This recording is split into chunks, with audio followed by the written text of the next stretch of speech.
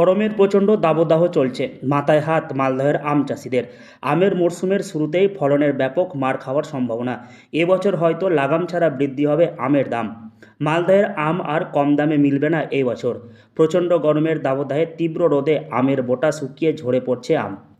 কৃষকেরা চেষ্টা করছেন বাগানে জল স্প্রে করে আমকে টিকিয়ে রাখার, কিন্তু প্রচণ্ড রোদে তাপে তা প্রায় ব্যর্থ। গাছে জল দেওয়ার কারণ হলো যে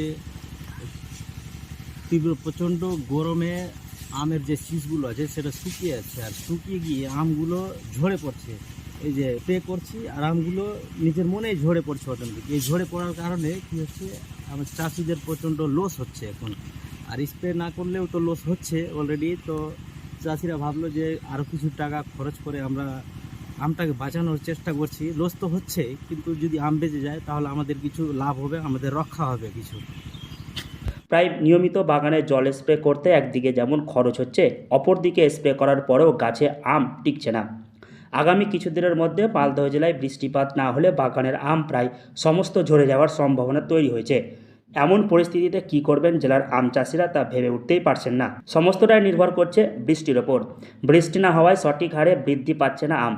আমাদের জল দেওয়া হচ্ছে যে আমাদের আম চাষ করে খুব লাভবান হতে পারছি না, আমাদের খরচা অনেক হয়ে যাচ্ছে এবং ক্ষতিগ্রস্ত হচ্ছে। আমগুলোতে পোকা লাগছে এবং আমের কালার নষ্ট হচ্ছে। তাপের বর্ষার জন্য আমাদের একটু অসুবিধা হচ্ছে। প্রচণ্ড তাপের কারণে এই আমটা ক্ষতি হচ্ছে, মানে আমগুলো শুকে যাচ্ছে, বড় বড় আম পড়ছে। এবছর এমনিতেই মালদহে একটু দেরিতে আমের মুকুল এসেছিল, তার ওপর গত কিছুদিন ধরে তীব্র গরমের জন্য আমের সঠিক বৃদ্ধি হচ্ছে না। বৃষ্টিপাত না হওয়ায় আমে কীটপতঙ্গের উপদ্রব বৃদ্ধি পাচ্ছে, এতেও অনেক আম নষ্ট হচ্ছে। এমন পরিস্থিতিতে মাথায় হাত পড়েছে জেলার আম চাষিদের। এবছর প্রচণ্ড দাবাদায়ের কারণে আমাদের মালদা জেলার আমের অবস্থা অত্যন্ত খারাপ অবস্থায় যাচ্ছে। গত বছর 3.5 লক্ষ মেট্রিক টন আম প্রোডাকশন হলো। এবছর আমাদের টার্গেট ছিল প্রায় 3 লক্ষ মেট্রিক টন আম উৎপন্ন হবে, কিন্তু যা অবস্থা তাতে করে আম গাছ থেকে ঝরে পড়ছে, আমের সাইজ ছোট হচ্ছে, আম ডিসকালার হচ্ছে এবং অতি সত্বর যদি বৃষ্টি না হয় তাহলে কিন্তু আমের ব্যাপক ক্ষতি হবে। এবং আমরা এবছর মনে করছি যে এই অবস্থায় 1.5 লক্ষ মেট্রিক টন আম উৎপন্ন এবার হতে পারে। আমের দাম অনেক বাড়বে, আম বেশি দামে মানুষকে কিনতে হবে। সর্বোপরি আম ব্যবসায়ীরা কিন্তু এবার লস খাবে। প্রচুর আম গাছ কেনা আছে এবং বাগান কেনা আছে আম ব্যবসায়ীদের কাছে, যারা ম্যাঙ্গো গ্রোয়ার, তারা অর্থনৈতিকভাবে ক্ষতিগ্রস্ত হবে, এই এলাকার অর্থনৈতিকভাবে ক্ষতিগ্রস্ত হবে।